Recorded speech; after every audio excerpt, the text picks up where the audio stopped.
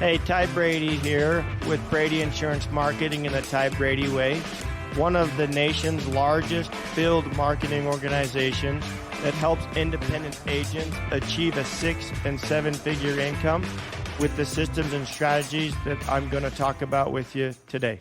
Welcome back to another episode of the Ty Brady Way. Today I have Jordan Richards with me. And him and I got to know each other, and the reason I started talking to him is he does a lot with web design and websites, but he knows Medicare and he knows health insurance. And there's very few people that know that arena. But Jordan, I want to talk a little bit before we get into that is, your story, basically. Why are you doing what you do today? And how'd you get into it? Yeah, I guess it all kind of goes back to like early childhood and high school. Okay. I had like 3 main hobbies throughout my childhood, and it was digital art, entrepreneurship, and like coding and like techie stuff. Yeah. Kind of how I got into those was in middle school. I had a teacher that taught me Photoshop, and like the second I learned that, ran home, Photoshopped my face onto like a bunch of different like Jedi, all that nerdy stuff, and that's how I like picked up on digital art. Then, like I said, entrepreneurship. Yeah. So you run your own web company? Is that what you classify it as? Yeah. Is that right? Okay. Web design and digital marketing. Because if you have one without the other, there's no point. Right? Okay.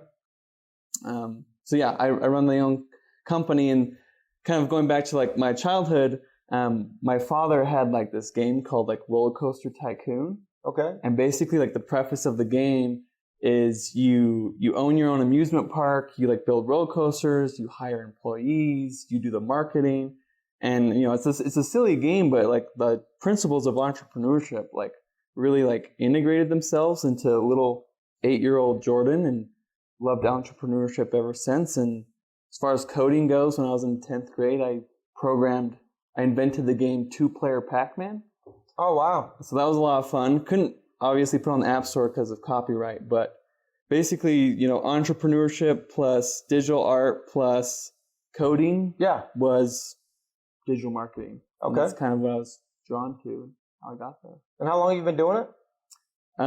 Well, I guess I designed my first website when I was in 8th grade, so 8th grade, but the business itself has been around for about 3 years. Over 3 years. It's always evolving. I mean, that's a talent that no way I'm staying away from that, but that's a huge need for that. One of the things that drew me to talking to you is that you know our space. You know health insurance, you know Medicare, you figured out the algorithms. I know that, we had you could have some web designers would get upset because I said, I don't want to do SEO, right? And you're like, well, we'll do it another way to still generate leads. But why does somebody need to have an online presence? Yeah, I mean, now more than ever, people are becoming less social, sadly, and would rather just say, hey, Google, or, insurance agent near me, or like need help with Medicare. They're just asking Google, not actual people, which is sad. But, you gotta adapt a little bit. Yeah. So that way you're not putting all your eggs into one basket. And one of the best baskets you could have is an online presence. I think one of the things, online presence, because I was not there. I was against it. I was like, no, I don't want to put myself out there. I don't want to, none of that. But now look at, fast forward almost 2 years now, I've seen where people that I don't even know and engage with, that they're like, man, I need you to help my grandma or whatever. I mean, it's amazing to me. And it's a touch that they got from, the online presence. And then it just keeps growing from there. So give me a story of someone you've been able to help, or how you've been able to get them in front of more people, because as an insurance agent, we're marketing ourselves, right? And and especially as a broker, we have a lot of different product lines and different product types. But what would you recommend if somebody wanted to get started, or how to get started, and what that path kind of looks like? Yeah. So obviously there's a lot of ways you could go about digital marketing and online presence, right? Yeah. It sounds like you do like the social media kind of stuff. And so my expertise is really, like I said, going back to Google searches. That's my expertise. Somebody types something into Google that would be relevant to your business, I get them on your phone, right? That's my area of expertise. And and a story of someone I've been able to help. I have one insurance agent named Tim. He does health insurance and Medicare. Yeah. And so Tim came to me, asked me if I could help him, and so I was like, yeah, let's build a strategy that works for you. And I quickly realized if I do what I've been doing for other local businesses in a different industry, it's not going to work for Tim, right? And that's kind of a sad truth about marketing companies is they just like, oh, we're going to do all this SEO for you, like this magical thing called SEO, and it's going to magically get your phone to ring. And they just, copy and paste what they did for like a plumber for you, and then it just doesn't work. And then everyone's like, oh, well, why didn't it work? Because it's all about creating a system and playing the game of digital marketing, Google. And it's changing every day, right? Oh, yeah, like it's changed since the start of this podcast. So something that worked today may not work tomorrow, and all of a sudden you're like, oh, no, I got to get this going again. Because you see all the data, right? On the back end, you're like, who's engaging, who's not engaging, all those. Mm-hmm. Yeah. And so like for Tim example, like I said, I started building his system, and I was like, okay, how do I get Tim's phone to ring? And as I was, strategizing, my wife actually was working as a call center agent for a company called Go Health, and they sell Medicare. Yeah. And we both work from home, and she's in the other room, and I can just hear her all day, every day, especially during open enrollment. They also sell health insurance. She was just always on the phone, like call after call. The second she hangs up, she picks up another one. And I was just baffled, and it's even kind of funny. She gets a lot of Medicare calls. Yeah. And that kind of generation is sometimes hard of hearing. Oh, so yeah. She was always screaming on the phone. I felt so bad for like 8 hours a day. Do you need hearing aids on your insurance? And so it was really funny. And so I just thought, like, I asked her one day, I'm like, how many like phone calls do you take a day? And she's like, oh, between me and my team of like however many agents, she's like, we have 800 people in the queue at any given moment. And they're like taking people out of the queue like 50 at a time and still has 800. And I'm just like, holy cow. Like if I could just get 1% of that, just like 1% of 1% of that going towards Tim, my client's phone, that would be huge. Yeah. Right. And so, like I said, I was thinking, like, okay, so is SEO going to work? Right. And then I was and I'm going to get a lot of, hate for saying this, but SEO was not going to work in Tim's case. No. Right. It's like, you're competing with, I think we mentioned this, we're competing with the big dogs, these Fortune 4 companies, 8 companies. They're the top. Yeah. And I don't have that budget. Exactly. Yeah. They're spending billions, and unless you can spend billions, you're not going to beat them. Right? It doesn't matter how much SEO work I do for Tim, he's not going to outrank Medicare.gov.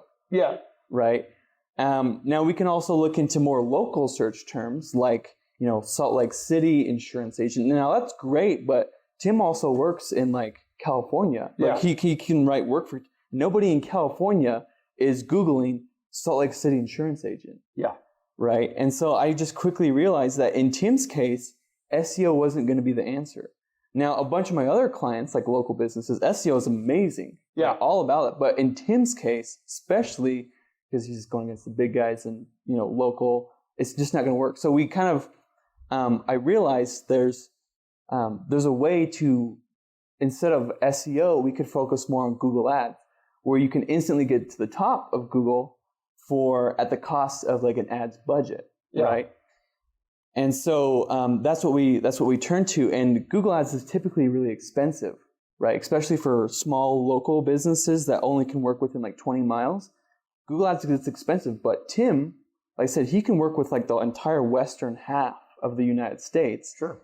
And that means there's millions and millions of people. And the bigger you can spread your budget out on Google Ads, the more people you can capture, and the cheaper it gets. You know, we talked about this as well, and I talk about it a lot, is that there's less than 70,000 agents that say they specialize in Medicare. And just that story about 800 people in the queue, there's not enough agents to serve the growing population. There's 4,000 baby boomers just here in Utah turning 65 in March. They all need help. And it's a problem, but yet you as an entrepreneur, you found a problem, you solved that problem, and then in turn, you've been able to help not only the agent, the consumer, and everyone through the process, and doing it efficiently, getting his phone to ring. So somebody that wants to get started, what would you recommend? Because it's funny how most insurance agents don't spend money on marketing. They did at one time. They may have done some direct mail, but they're not doing it on a consistent basis.